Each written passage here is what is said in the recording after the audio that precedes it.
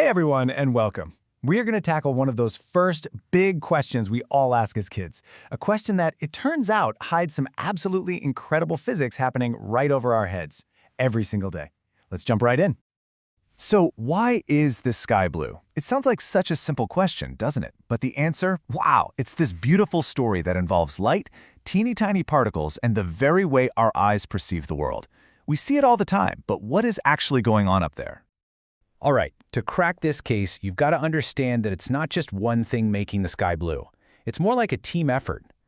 There are three key players in this story, and it's how they interact that creates the sky we know and love. Okay, first up, you've got sunlight.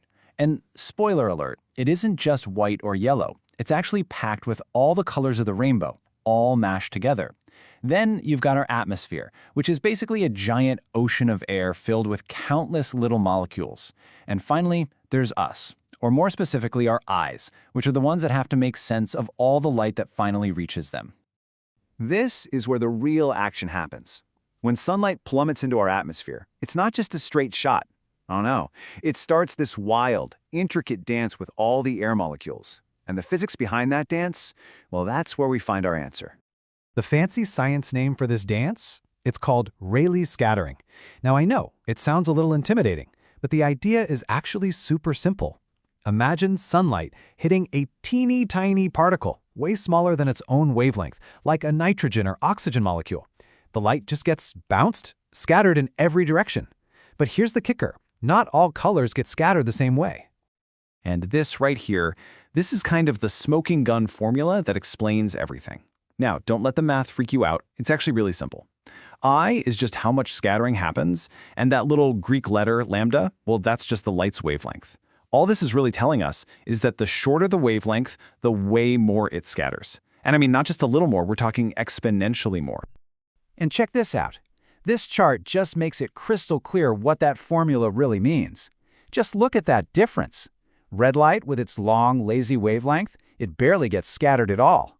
But blue light, with its super short, zippy wavelength, it gets scattered like crazy. It's an absolute landslide.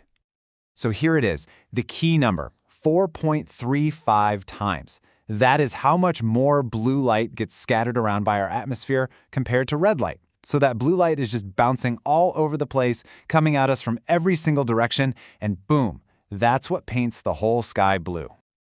You know, this also perfectly explains another question you might have. Why are clouds white? Well, cloud droplets are way bigger than air molecules. They're giants in comparison. So they don't play by the Rayleigh scattering rules. Nope. They do something called Mie scattering, which basically just scatters all the colors of light pretty much equally. And what do you get when you mix all the colors of light back together? You get white. Simple as that. Okay, but wait a minute. If you've been paying really close attention, you might have spotted a problem with our theory. Because if it's all about the shortest wavelength scattering the most, well, this is where the story takes a really cool twist. Exactly. Let's think about this. If we go back to that 1 over lambda to the fourth rule, violet light actually has an even shorter wavelength than blue. It's the shortest of them all. So shouldn't it scatter the most? Shouldn't our sky be violet? What's going on here? Well, it turns out the answer is this amazing combination of three different things. A perfect storm, really. First, the sun itself just doesn't pump out as much violet light as it does blue, so there's less to start with.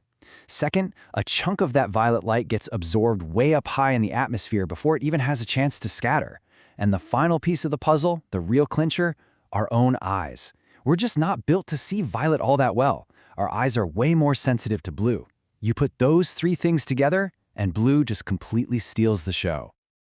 So now that we've got this master key, Rayleigh scattering, we can start unlocking all sorts of other mysteries, like, for instance, those absolutely gorgeous colors you see in a sunset. Think about it. At noon, the sun's right overhead. Its light is taking the shortest possible trip through the atmosphere to get to you, so tons of blue light scatters down.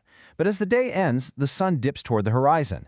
Now its light has to travel through so much more air to reach your eyes. It's a much longer journey. And on that long trip, almost all of that short wavelength blue light gets scattered away, off in other directions. So what's left to make it all the way to you? Only the long wavelength survivors, those beautiful reds and oranges. So really think about that.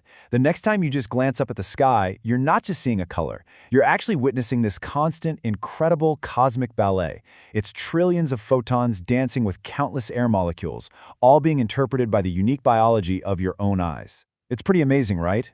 It's like a personal light show playing out on a planetary scale, just for you.